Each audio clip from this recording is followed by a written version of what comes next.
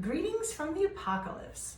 Today we're going to talk a little bit about the kind of solder you use, in the sense that a lot of people have questions about, do you use squares, do you use balls? I use balls a lot, but when? How do you decide which to use which time? So we'll cover all of that today.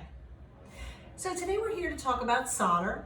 I ball my solder up quite a bit, and I use that in a lot of different scenarios. But the question that I've gotten from my dear viewers is like, but how do you decide? You know what I mean? When do you use what? So we're going to talk a little bit about it. I did another video on how to ball up your solder, which is just cut a square and put it right on here and heat it quickly, which you can look for if you haven't seen it. But so the basis of how I decide if I'm going to use a ball or a square is always about cleanup in the end, ultimately. Because when I'm thinking about soldering, like, I know I can get the solder to go, but I'm going to have to deal with whatever repercussions are, of how I set it up. And, cleaning up, as I'm sure I've mentioned many times, my least fucking favorite thing. And I really always try to minimize it. So, which is one of the reasons I started learning to use solder balls more and more, because they just leave less of a scar. A little square, usually what happens, if you notice, if you just solder it with it, it kind of like melts a bit, but then it leaves the original scar. You know what I mean? You can still see kind of like that little square shape there, which, like, I don't have to clean that shit up. Forget that bullshit. So one of the basic principles that I use is, like, will I be able to see it when I'm done?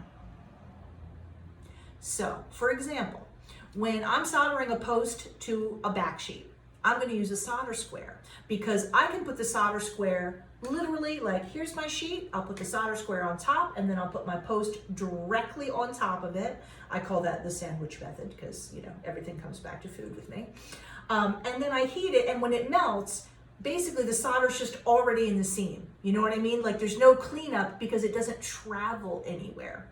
So in that case, I can use a square. I can put it exactly where I want it, sandwich it in. When it melts, like, it hasn't traveled anywhere. Anytime I'm trying to get like a seam to fill, and the solder's traveling, I'm definitely going to use solder balls, because that's going to leave less of a scar. So I only really use solder squares when it'll be held in place by the piece. You know what I mean? Like, sandwiched in there or held down in some way. That's my most basic rule. Almost all the time, balls are better. Like, for example, let's say I'm soldering a very thin ring shank to a bezel. I might use a solder square there, because, again, I would set it up in a sandwich kind of a thing. Here's my bezel, here's my little square of solder, put my shank right on top of it, and when it melts, again, it's not going to travel anywhere. It's just going to kind of be right in that little spot and turn liquid. So that's a perfectly good use for a solder square. The only other time I use a solder square that I can think of is if I'm soldering like a ring shank shut. A lot of times what I'll do is I'll cut a little square of solder, I'll put it right on my block, and I put the seam directly on top of my piece of solder, so that both sides of the seam are touching the square and it's in good physical contact. And then when you heat, it draws it right up into the seam. Again, it's being held in place, so it doesn't tend to like wiggle around too much or whatever. And since it's on that outward curve, which you have to kind of file anyway a little bit, you could use a ball there if you wanted, you know what I mean? But a lot of times I use the square. But pretty much any other soldering scenario that I can think of, and if you think of other things, feel free to put it in the comments and I'll answer them.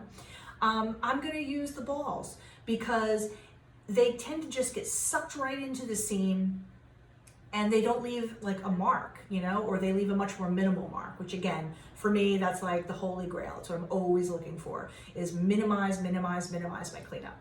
So there you go. Those are the basic foundational situations when I would use a square, which are really only when it's sandwiched or when it's physically held in space. It's physically held in place in the seam. Otherwise, I use the balls. If you think of other scenarios that I didn't cover, put it in the comments and I'll be sure to answer you. But I think that pretty much covers it.